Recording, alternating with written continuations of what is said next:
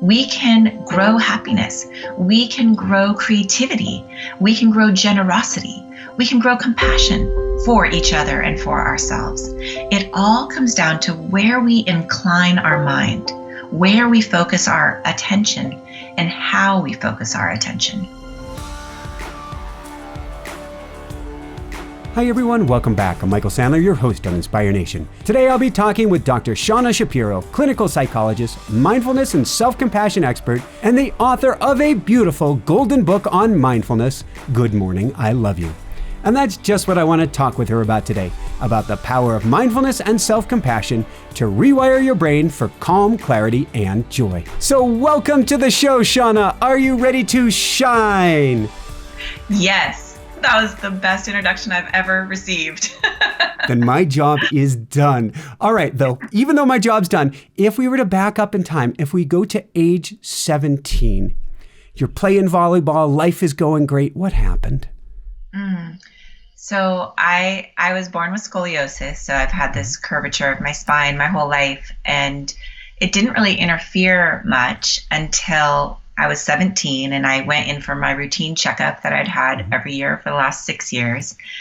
And my doctor looked at me and said, your spine curvature has progressed and it's going to puncture your lungs if we don't operate.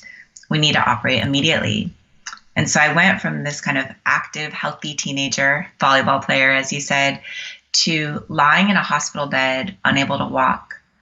And if you can imagine the kind of depth of fear and pain and really this sense of I'm never going to be happy again, like my life is over.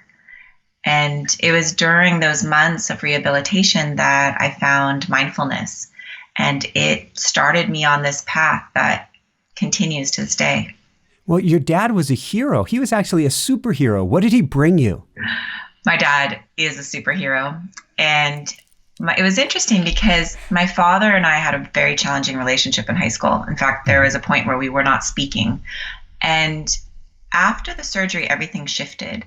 And I so vividly remember this day when I'm lying in the hospital and he comes in with this kind of deep concern and fatherly love. And, you know, I was used to kind of seeing anger and frustration. So it's this very big shift. And he hands me this book, Wherever You Go, There You Are, by Jon Kabat-Zinn. And in that book, the very first words says, no matter what has happened to you, it's already happened. The only question that's important is now what? And all of a sudden, it was like this door opened and it said, you can be happy again. And there's a path forward. And that the whole way that I had seen life in the past was radically shifted. That instead of worrying about what was going to happen in the future and regretting my past, I could bring my awareness into the present moment and notice a moment of connection with my dad, or when my mom opened the window and I could smell the ocean air, or even just noticing little improvements in my body where I could actually feel my feet, or I could turn my head, and life all of a sudden, it went into, Technicolor instead of black and white. Beautiful. And we're going to dive more into what I call the HD world in a little bit. If I fast forward, we're going to skip your whole college experience. Please forgive me. You end up in Thailand. What's a waterfall monastery? And then there was this English-speaking monk. What did he say you were practicing? So, right. I ended up going to Thailand and Nepal after graduating from Duke University. And I went to really deepen my understanding of mindfulness. And I didn't really know much about it. I'd been reading about it and studying on my own, but I'd never really practiced. And I was about 20 years old, and my girlfriend and I had decided that we were going to find this hidden monastery that was supposed to be under a waterfall. So we're on this rickety old motorcycle. We're in Thailand, and she was brave enough to drive. And so I'm like in a death grip around her because I'm terrified. We're winding down these roads, and it's like swatting sweat and flies out of our eyes. And we see the waterfall. It's this huge, enormous waterfall. And we climb down these slippery stone stairs. And all of a sudden, there's a monk in saffron robes standing there. And he looks up, and he's not the least bit surprised to see us. Two Western girls wearing like sarongs and bikinis. And so we climbed down to where he was, and he said, do you want to meditate? And I am like, oh my God, this is my dream come true. And he takes us into the monastery, and there's meditation cushions and incense and candles. And it's like everything I had always imagined. And, I'm sitting there, I'm 20 years old. I'm like, oh my God, it's real meditation cushions and a real monk. And we sat to meditate, and I had the most profound experience. This sense of my body kind of expanding and floating, this incredible sense of peace. And for the first time since my surgery, I wasn't in pain. I wasn't afraid. There was this incredible contentment. And he rang the bells to end the meditation. And I opened my eyes and I look over at my friend Robin, and she's like, oh my God, it's been an hour. And it had felt like a single instant. And so as we were leaving the monastery, the monk said to me, keep practicing. And so I left the monastery, and my friend Robin went off to a full moon party and then to Indonesia to scuba dive. And I decided to stay in Thailand, and I went back to the monastery and signed up for a 2-week silent retreat. And I entered kind of thinking it was going to be magical and mystical, and I was going to feel this kind of enlightenment and this peace again that I had first tasted. And so I started meditating, and I didn't really have any instructions. They said, feel your breath go in and out of your nose. So I began sitting there, feeling my breath. And after about a minute or two, my mind wandered off. I brought it back, and it wandered again, right? Swept into the future. Oh my God, I can't wait to get home and tell everyone about this. Or lost in the past. And I was so frustrated because I simply couldn't be present. And this went on for days. And after a few days, I started judging myself. Like, what is wrong with you? You're terrible at this. You're a fake. Why are you even here? And then, I'm embarrassed to admit, I started judging all the monks. Like, why are they just sitting here? Shouldn't they be doing something? Luckily, a monk arrived from London who spoke English. And I asked to speak with him because we'd been in silence for those few days. And as I shared with him my struggles and how I was judging myself and how frustrated and impatient I was, he looked at me and he said, oh dear, you're not practicing mindfulness. You're practicing judgment, impatience, frustration. And then he said 5 words, which I'll never forget. What you practice grows stronger. What you practice grows stronger. We know this now with neuroplasticity. Our repeated experiences shape our brain. So he explained to me that if I'm meditating with judgment, I'm growing judgment. Meditating with frustration, I'm growing frustration. He helped me understand that mindfulness is not just about paying attention. It's about how we pay attention. Paying attention with kindness, with curiosity. He said it's like these loving arms that welcome everything, even the messy, imperfect parts of ourselves. And that radically changed everything and really changed my understanding of what mindfulness is. Our entire life is a meditation, and what we focus on will grow stronger. Absolutely. Absolutely. And I love that you said your entire life, because what I want people to understand is that every moment matters. It's not just those moments while you're in prayer or those moments while you're meditating. It's every moment. It's how you live your life, because in every moment you're practicing something. So in every moment, you're growing something. So the key is really to keep asking yourself, what do I want to grow? What do I want to grow right here, right now, even as you're listening? Thank you, thank you, thank you. So there's a theory out there that drives me completely bonkers insane. And we've had on Dr. Michael Merzenich, father of brain plasticity. We've gone well down this rabbit hole, but there's this theory that keeps chasing us down. And I want you to help us with this. The happiness set point theory. We are as we are. So it's really interesting. We have the happiness set point theory, which has shown that our baseline level of happiness doesn't change much throughout our life. And this is based on really good research showing that if you win the lottery, you have this huge rise of happiness. 1 year later, you're back to your baseline level. Even more surprising, if you're in a terrible accident and you become paralyzed for life, you have this huge dip of happiness, but again, 1 year later, you're back to your baseline. So this is great news if you're born happy, right? Life knocks you down, you pop back up. It's not such good news if you weren't born happy, because then no matter how big your successes or your wins, it doesn't shift that happiness baseline. as a clinical psychologist, many of the people I work with were not born happy. So this is not a hopeful message.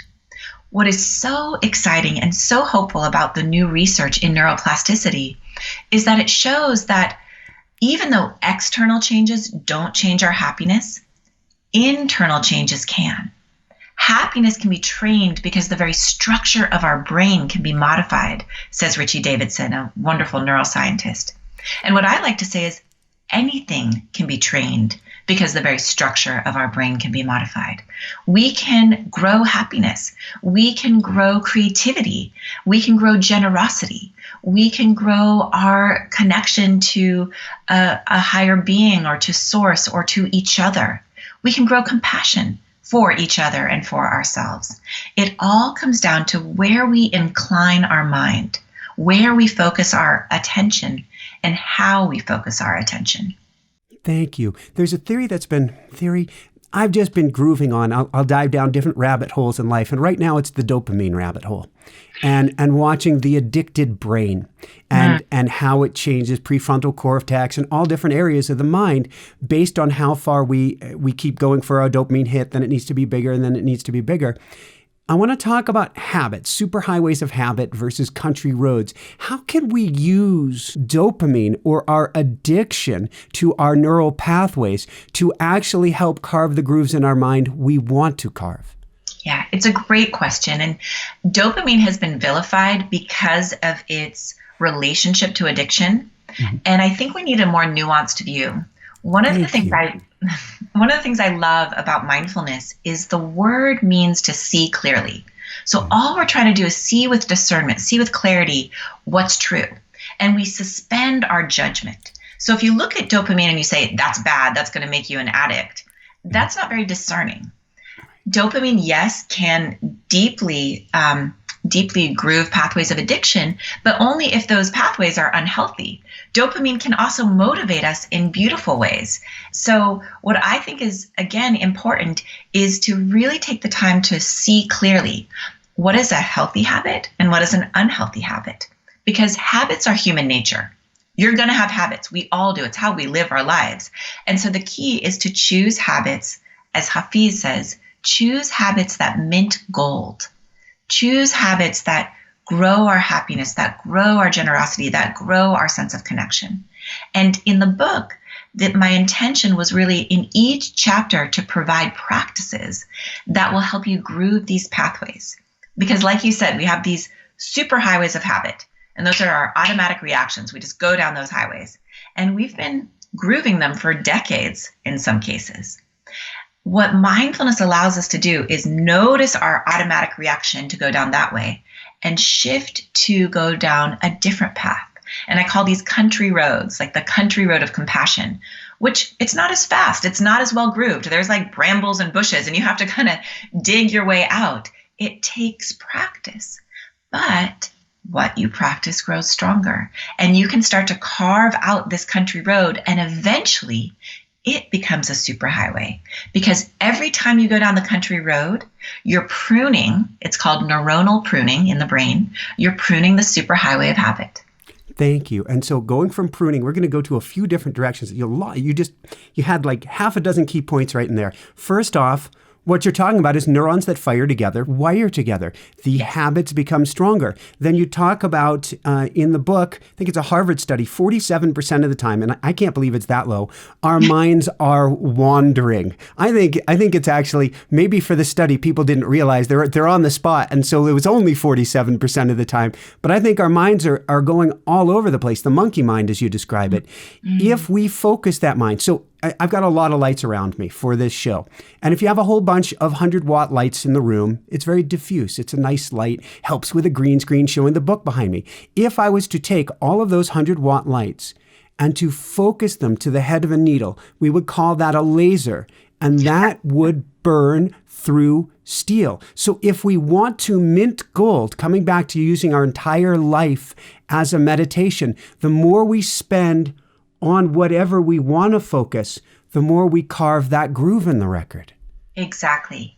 And yet it has also to do with how you pay attention. So I like to say you have this laser-like attention, which I love that you use that example. I always say that. You have this clear mind, laser-like. But my body is at ease. My physiology, my nervous system, it's resting. So often we think we have to be like amped up to do a good job. You can be at ease and have laser-like focus. And so this attitude of mindfulness is really important. It's bringing kindness and curiosity and compassion to the laser, right? So we have this laser-like attention, but it's like you're infusing it with this warmth, with this kindness. I have my beaded mindfulness bracelet right here. Beautiful. And I am continuously, thank you. During an interview, I'm saying, I send love. I send love. And what happens is, because I'm repeating that phrase, it's helping me to stay ever so present with you. And so I've got intention, as you describe it. I've got attention. And I've got an attitude staying in that place of love. Because if I'm like, I'm focused, it would be a very different interview. It would make me anxious. It's so interesting that you're saying that because, even just being here with you, I can feel that love. I can feel the joy and the ease of connection. And I remember my dance teacher used to say, he'd say, Shauna, relax so that your partner can relax. That this context, this attitude really impacts us, and it impacts our capacity to perform, our capacity to really do our best. Because so often when I talk to people about being compassionate and being kind with themselves, they're like, but wait, I'm going to lose my edge, or it's going to keep me stuck and I really want to change. The exact opposite is true. When we bring kindness and curiosity to the present moment, it turns on the learning centers of the brain. It actually turns on the motivation centers because we get bathed in dopamine, but in a positive way, so we can take action and make change. Thank you. We live in such a yang-based society, a masculine-based society. It's very interesting. I used to be a professional cyclist and raced in Europe and lifted a lot of heavy weights and stuff. And I did an experiment years ago where I went from, how do I put this politely, using not so kind expressions with myself to lift heavy weights, to loving myself up to lift heavy weights. The interesting thing was I lifted at least equal, if not a little bit more. But, and this is an N of one, I understand, it's just an experiment of me, I recovered faster because I hadn't torn myself apart to do it. And it seems in this society, when we think, well, self-compassion will make you soft and weak, what we're really doing is tearing ourselves apart in an effort to get ahead. Exactly. And that's why when you actually break it down and look at it, it costs you so much energy to beat yourself up. And it puts you in this fight or flight stress mode so that you're shuttling your resources to survival pathways instead of the pathways where you actually want to focus, instead of the things that you actually want to learn and grow. And so what I find is this practice of mindfulness and compassion, it frees up my resources so that I can use them for what I really care about. Awesome. I hadn't thought I'd be going there today, but we made a program many years ago, Mindful Running, mindfulrunning.org. There's my shameless promotion of it. And what I was teaching people to do is, first step is to focus on breathing in and out through the nose, so that I would get them in a rest and relax response, rather than the traditional open mouth pant because you're being chased by the tiger, Rick Hansen, as you have on the book there, holding up the computer. Let's dovetail from there. I mentioned Salvador Dali in the beginning, and he talks about perfectionism, a disease we all have in the West today. What does he say about that? What are your thoughts? Well, he says that perfection isn't possible. And that's really the message that I want people to know, is that there's this myth of perfection that we're trying to get to some destination. It doesn't exist. In fact, perfection is the antithesis of evolution, right? If you made it, you're not growing and evolving anymore. And so the key in these practices, and something I practice every day, is letting go of that myth and recognizing it's about direction, not destination, and that it's about practice, not perfect. You say we must change our mindset from one of self-improvement. I must do, change, go, to self-liberation. And that was a radical shift for me. Even my meditation practice had become a way of improving myself and a way of measuring and not quite measuring up. Right now, I wasn't patient enough or peaceful enough. And I remember one of my teachers saying to me, he said, Shauna, life is not some self-improvement project. And I looked at him and I said, what are you talking about? Of course it is. Isn't that the goal? He said, no, it's about living. It's about freedom. It's freedom from all this judgment and all this striving. And it had never really occurred to my mind to live my life as though each moment mattered. Each moment was precious, and it didn't really matter exactly where I ended up. Because who knows what's best, actually, right? It's a little bit of hubris to think we know the right way. That's why if you watch the news, I'll put that in quote, I call it negative worthless stimulation. If you watch the negative worthless stimulation today, no matter what you hear, it's designed to say, oh my God, oh my God, oh my God. But if we let go of the I, me, my story, if we let go of the attachment to the outcome, who knows? Maybe this is, whatever this is exactly what we need. Right. And that really requires a deep trust and also an open-mindedness. There's a practice in the book that has become my absolute favorite. And Can you share it with us? I call it the magical morning question. Every day I wake up and I say, I wonder what magical and surprising thing is going to happen today. And what that does is it primes the brain to start to look for wonder and surprise and the beautiful instead of going down our superhighway of habit that looks for the negative and the fearful. There's something called the negativity bias. And what research shows is that we tend to focus on the negative. We tend to scan our environment for danger. And evolutionarily, that made sense, right? That's how we survived. We're descended from the ancestors. So when they heard noises, they ran. The people who went and looked in the bushes and wanted to pet the pretty kitty, they're not our ancestors. They didn't survive. And so what we need to start to do is learn how to balance this negativity bias by priming the brain to look for the good. And the magical morning question, I just love because then I look around and I'm actually actively inclining my mind towards the beautiful, the joyful, the good. So what are gentle reminders? So it's really important to learn how to become our own ally, to be on our team. And so throughout the book, I weave in gentle reminders to help people remember the myth of perfection and to focus on something I call the 5% principle, where we focus not on getting to 100%, but can I be 5% kinder? Or can I exercise 5% more?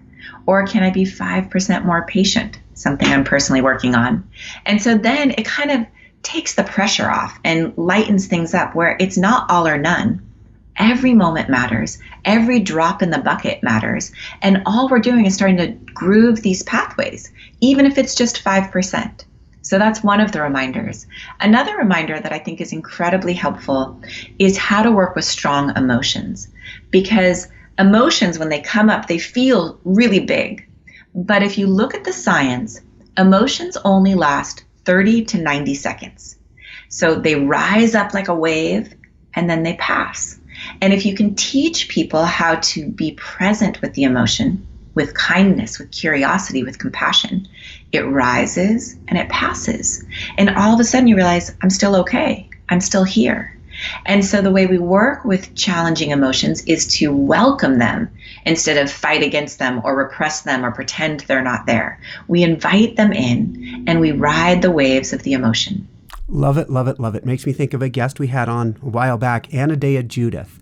She's an world expert on chakras, but she also talks about holding charge and that the emotion is a charge. And the more you become familiar with that charge, the more you're able to hold that charge and work through it rather than it shorting you out. Exactly. And in fact, it reminds me of a story. I worked with one of my patients was a veteran, and I was working at the Veterans Hospital, and he was suffering from severe panic attacks. And it was because he was in a gang, and someone from the opposite gang had tried to kill him. He came in and he said, all right, I have this panic, I have this anxiety, doc, get rid of it. I want some medication. And I was like, oh, I'm so sorry. I have a PhD, not an MD, so I can't prescribe you meds. he said, fine, just teach me some distraction techniques so I can like avoid and pretend this anxiety isn't here. And I said, oh, I'm a mindful therapist. And so I'm actually going to teach you how to be present and hold this charge, like you were saying, and work through it so that it starts to pass. And he looked at me and he was like, can I have another doctor? And so I said to him, okay, look, imagine that the opposing gang is chasing after you. Would you want to just keep running and not look back at them? Or would you want to pause and have the chance to look back, see them clearly, see how many there were, see what weapons they had, so that you could respond effectively? And of course, he said, I would like to see them clearly. And I said, it's the same with your anxiety. We want to see it clearly so that we can respond effectively, so that we can actually meet it and understand it and learn how to work through it. It's not going to go away otherwise. And Jose really got that. And he took on the practice like no one I've ever seen. And he was a natural. I mean, he understood it. He understood it better than I did. And what was amazing to see was, one, his courage in facing the anxiety, because it feels like you're dying. But two, to see how he started cultivating this compassion for himself. And you could see how he was treating the anxiety as like this little young boy. And he was like the compassionate, loving father, the father he never had. That's huge. And I was talking with a coaching client earlier today about having that, we'll call it boy or girl, in the passenger seat of the car with you and making them your friend and saying, what are you here to teach me? What can I learn from you? Rather than pushing them in the back and trying to ignore them, which is going to be a really big problem, but instead welcoming them back in. Exactly. However, you welcome them back in, but you put their seatbelt on and you're in the driver's seat. And Thank you. What happens is we put them in the driver's seat. And so we need to really make sure we have this wise adult who's here welcoming the child, but not losing touch with the fact that I'm the one who's making the decisions. How do we get the child is having the tantrum, we recognize the tantrum, but we need to pause and drop in before we take action on the tantrum. How do we do that? Great question. So the first step, just like you said, is this mindful awareness that there is the tantrum happening, right? That there's pain. And once you've acknowledged the pain, the next step is to bring compassion to the pain, to bring kindness, to say, oh, sweetheart, you're really struggling right now, to just name it and bring kindness. And then the third step, and I learned this through my dear friend and colleague, Kristen Neff. She has this wonderful model of self-compassion. I was just teaching with her last weekend in Austin, Texas. And the third step of self-compassion after mindfulness and kindness is common humanity. It's recognizing that you're not the only one in pain. Because so often we isolate in our pain. We feel like I'm the only one getting divorced, or I'm the only one who has anxiety. That's certainly not true. And so we expand our horizon to include all the thousands, perhaps millions of people who might be experiencing the same pain. And then we begin to send our kindness and our compassion out to ourselves and all of them. And this, I have to say, has been the most transformational. When I'm working with people and we kind of step outside of our personal drama and we see our common humanity, a healing starts to take place. Let's actually go to a story about this where somebody was able to share something that they thought everybody was going to be aghast and attack them for, but instead it pointed out a common humanity. After grad school, you started working with a group of soldiers who had PTSD. Mm-hmm. And there's one who said something very profound after having his head to the ground for about 3 weeks. What did he say? And when he shared, what happened? Yeah, it was extraordinary. So there's one man who had never spoken, just looked at the floor the entire time. One day he finally raised his hand, and I was so excited to hear him speak. And he said something I'd never heard a patient say. He said, I don't want to get better. I don't deserve to get better. What I saw, what I did in the war, I don't deserve to get better. And then he proceeded to share with the group what he had seen and worse, what he had done. And you could feel his shame filling up the room. And what was extraordinary is that as he lifted his gaze and began to look around at the other men in the group, there was no judgment on their faces. There was only compassion. they were able to see who he truly was. And we all understood that what he had done was wrong, but we were able to see his truth behind his actions. And you could see something in him begin to thaw, this recognition that I can evolve, I can change, and that who I was isn't who I am now. And watching him over the next weeks and months, there's like the life started coming back into him. And at one point he said something like, I realize that I'm never going to win the war with myself because the good and the bad are both part of me. And he really started to practice compassion for himself and beginning again. And that, I think, for me is one of the most fundamental teachings of this book, is that it's never too late. No matter what your past, no matter what mistakes you've made, it's never too late to change. And that's really the miracle of neuroplasticity, is that we have the power to re-architect our brain in any moment. It's always possible. And it doesn't happen overnight. It takes practice. But the key is to begin. There's the wonderful quote from Kabir. He says, wherever you are is the entry point. Wherever you are, begin there. Yes, begin and begin again. We get to drop the judgment on wherever we are, start again and start again and start again. When I was a child, I grew up in, what would we call it? A regressive household, a household that I was continuously under attack by my family. Mm-hmm. And what I learned at the time was attack myself first if you want to be safe. If I preemptively strike against myself with judgment, with shame, with literally even physicality, then maybe I keep from getting pounced on by the other tigers. I think this is something we've all been taught in some level in our society, is that if we have enough self-judgment and shame, somehow that will make everything better. What's wrong with that? I think we have this mistaken belief that if we beat ourselves up, shame ourselves, that somehow we'll improve, somehow we'll be able to change, So if I'm trying to lose weight and I, go off my diet and I eat a pint of ice cream and then I beat myself up, we somehow think that that's going to make us not do it again. But the exact opposite is true. What the science shows is that when we shame ourselves, we actually shut down our capacity to learn. We actually lock ourselves in the very behaviors that we're trying to change. Shame robs us of our capacity to learn, to heal, to grow. And the surprising alternative is this attitude of kindness, is this self-compassion.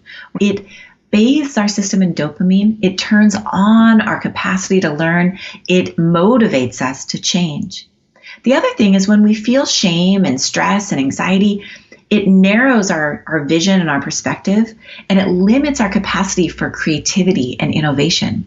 We recently published a study in the Harvard Business Review, and we showed that mindfulness increases your capacity for creative thinking, for systems thinking, for innovation. And that's what we really need to evolve and grow. Wow, that's cool. So I want to dive into that for just a second, because I'm thinking of an aperture, and I'm thinking of how wide our focal range is. And we're in a fight or flight response where it's do or die, metaphorically, typically. That's when we actually need the largest bandwidth. I guess you don't need to just focus on the one door. It's actually, let's step back and go picture. But our minds are wired to do reverse. If we practice mindfulness, now we can actually step back, get a big picture overview. Right. And find a better way to go. Exactly. Remember, the word mindfulness means to see clearly. We want to see clearly the whole picture so we can respond effectively, wisely, and compassionately. Are we all worthy of forgiveness? Absolutely. We're all worthy of forgiveness. But I want to clarify that forgiveness does not mean condoning. Forgiveness does not mean I agree with what happened. And in some cases, forgiveness does not mean that you ever see another person again. You can still have very fierce boundaries. However, what forgiveness means is I'm not going to fill my heart with hatred and resentment. That in some ways we forgive to protect ourselves, because forgiveness allows us freedom. There's a wonderful cartoon, and it's these two ex-prisoners of war talking to each other, and one prisoner turns to the other and he's like, have you forgiven your captors yet? And he says, no, never. And then he says, then they still have you in prison. And I think that is very accurate. And so we practice forgiveness to free our hearts so that we have space for deep love and richness. And it's a practice. Forgiveness is a practice. It's not an overnight thing. I want to forgive you. It's a practice. How do we cultivate self-compassion?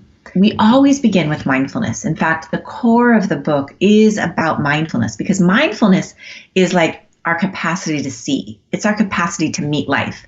And so when mindfulness meets pain, it transforms into compassion. When mindfulness meets joy, it hardwires the joy into you because it allows you to really absorb it. So mindfulness is a way of living and being in all moments. Compassion is when we meet suffering. And the simplest way to practice compassion for yourself is to imagine how you would treat a dear friend. If a dear friend came to you saying that they were experiencing the same pain that you're experiencing, what would you say? How would you feel? And what's really interesting is when I first started practicing this, somehow in my mind, I thought I was going to practice what a dear friend would say to me. Mm-hmm. So I imagined what someone I loved who really loves me would say to me. And I noticed I was like, oh yeah, they're just saying that because they love me. And it didn't really help me take on a compassionate mindset. It was only when I imagined my dear friend really hurting and how I would want to comfort her that then I could feel the true compassion and bring it to myself. So that's the key, is really, really shifting your entire mind to how would I treat this beloved, and then bringing that back to yourself. And what's amazing, because what you practice grows stronger, every time you do this, you're carving this pathway of self-compassion. And the other day it was such a fun, silly moment, but it really impacted me, is I dropped a chair on my foot. That was not the fun part. So I dropped the chair on my foot. It's an experience. It's an experience. And instead of saying, oh, you moron, or you klutz, I said, oh, sweetheart, ouch, that hurt. And then I was like, wow, I was just so nice to myself. That was so wonderful. These practices work. That my automatic reaction was one of kindness instead of judgment. Woohoo! To me, that's your dear friend. It's also a dear innocent child, a baby, a 5-year-old who's completely innocent. And how would you speak to them in these situations? Because that's who's inside of you. Exactly. And if you think about it, you're not choosing to be anxious. You're not choosing to be sad. So why would you beat yourself up for it? There are causes and conditions, and we actually are innocent. Now, that doesn't mean we let ourselves off the hook. And again, there's all these paradoxes, which is what makes it so fun and creative, is with self-compassion, we see clearly whatever the behavior is that needs to change. So we don't let ourselves off the hook, but then we bring kindness to help motivate the change. We bring compassion. And there was a wonderful study at UC Berkeley that showed that women who were trying to lose weight, when they were given compassionate instructions, they ended up being much more successful in the diet than those who beat themselves up. This is the donut experiment, isn't it? Donut experiment, exactly. It was a wonderful study. And another study showed that when they had people think about, maybe doing something wrong, like cheating on exam or lying, when they had them really think about it and then apply compassion versus a distraction technique, the people who applied compassion, they were much more likely to want to repair whatever they had done and to not do it again. So compassion doesn't let us off the hook. It actually makes us more accountable because it gives us the courage to go into those messy parts. Woohoo! So courage to go into the messy parts, to me, is, in essence, you're putting the glasses on and now you're getting to see more clearly your world. Right. So I wonder if you can address why we often feel worse before we feel better. Thank you for asking that. And there's a part of the book called Backdraft, which I learned about from Kristen Neff as well, which is sometimes when we start to do these practices, we're like bringing oxygen to these parts of ourselves that have gotten no air. And, if you do that to a fire, it gets bigger. And so what we need to learn how to do is trust the process and bring our mindfulness and bring our kindness to whatever arises.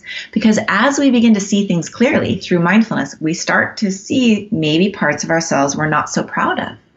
And that's where the kindness comes in, is to be able to say to yourself, sweetheart, that's painful to see that, and it's going to be okay. And you can do this. I'm on your team, right? To be on your own team instead of your own inner enemy. Thank you. Thank you. Let's go from there. We're going to fly you over to Bhutan for the Gross National Happiness Index Project, and we're going to choose which table you're going to sit with. And I'm sorry, you need to sit with the military and the police. Right. So I'm in Bhutan. This was just a few years ago. And I was so honored to be invited, and we're studying the gross national happiness, and we had the huge honor of meeting the royal family, and there was this special dinner for us, and they had each of the scientists sit at a different beautiful table adorned with flowers and candles. So lovely. And I walked in and I saw my seat assignment, and it wasn't with, the head of happiness or education or philanthropy. It was the head of the military. And I was like, no, I don't want to be with the head of the military. So I sat down and I sat next to the chief of police.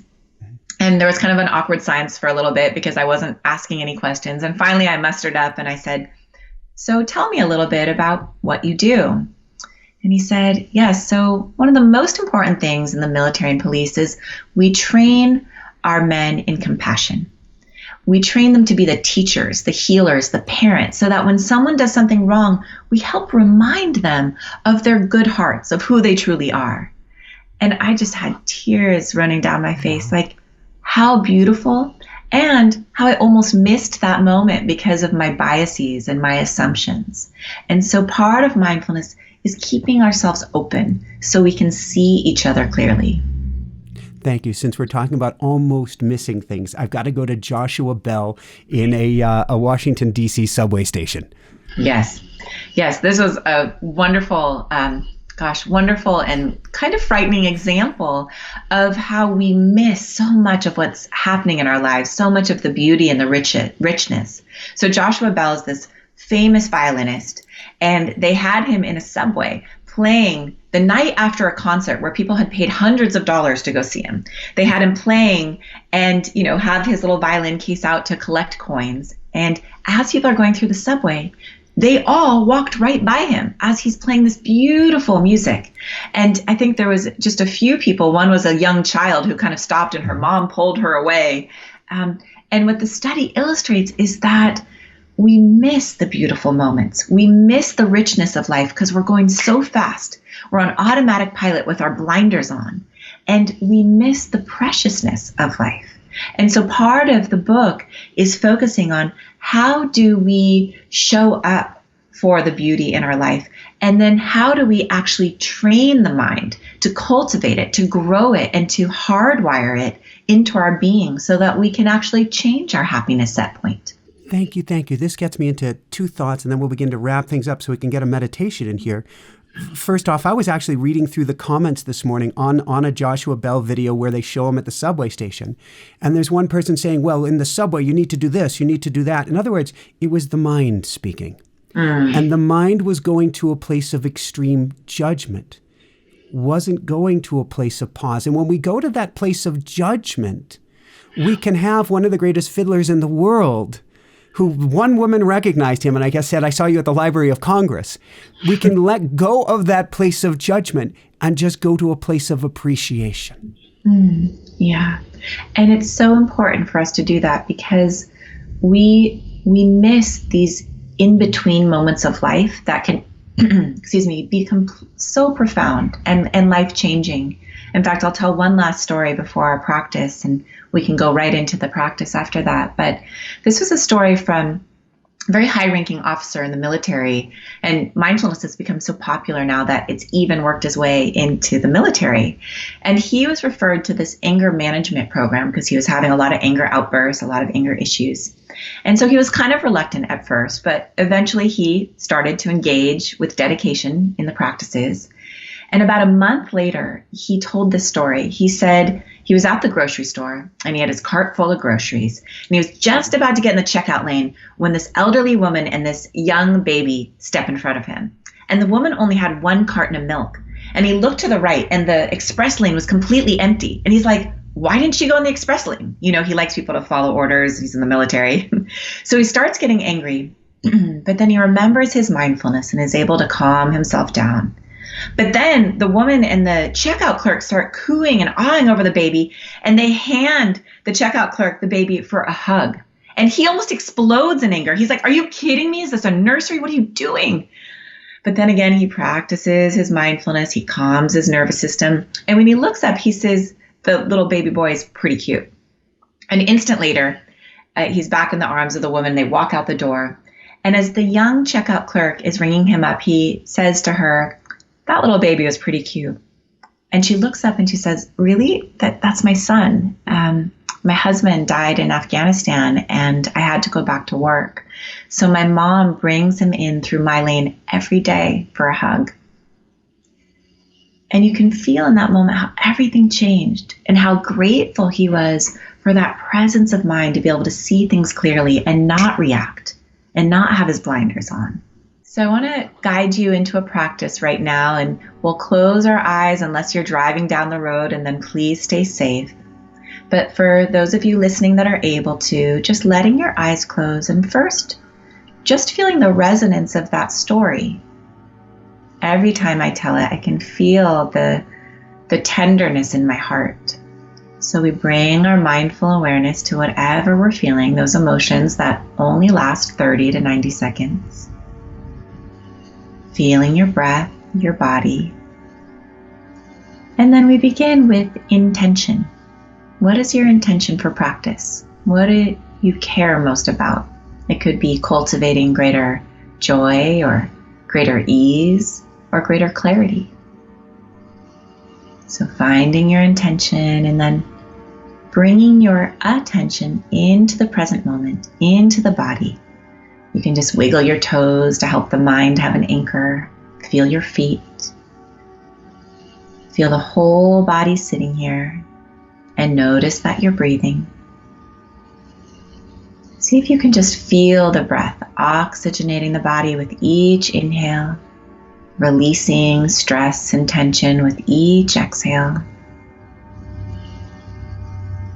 You don't have to think about the breath or control it. You can just feel it. The breath knows exactly how to take care of you.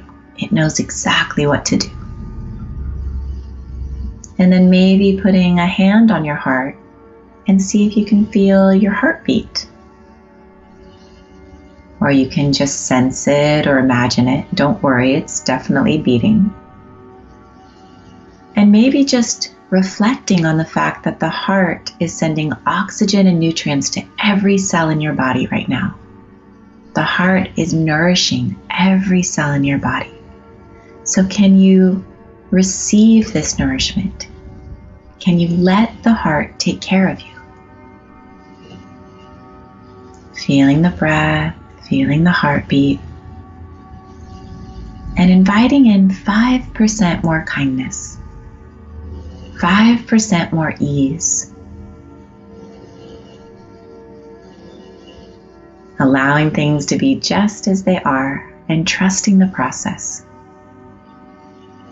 And as you're ready, you can put your hand back in your lap and just taking a moment to feel the body, feel the breath, notice anything that's here. And I want to invite you to reflect on one gold nugget, one thing you really want to remember from this time together today. It could be what you practice grows stronger, or that shame doesn't work, or the magical morning question, anything that you want to take with you. What the research shows is we remember the peak and the end of an experience. So as we draw to a close, just holding in your mind for a moment your one gold nugget you want to take with you. And as you're ready, taking another breath in and out, you can let your eyes open. Good. Okay. Woohoo! The subdued woohoo. That's the spongy woohoo. This has been so beautiful. I am so thankful, grateful that I've had you on the show here today, Shauna. Before I let you go, I got to bring my volume back up, but before I let you go, where can people go to find your beautiful book and to find out more? Yes, thank you so much. What a joy to be with you. And you can find my book on Amazon or any bookseller. And you can reach me at drshaunashapiro.com. I always respond, so please reach out. I'd love to hear from you. Wow.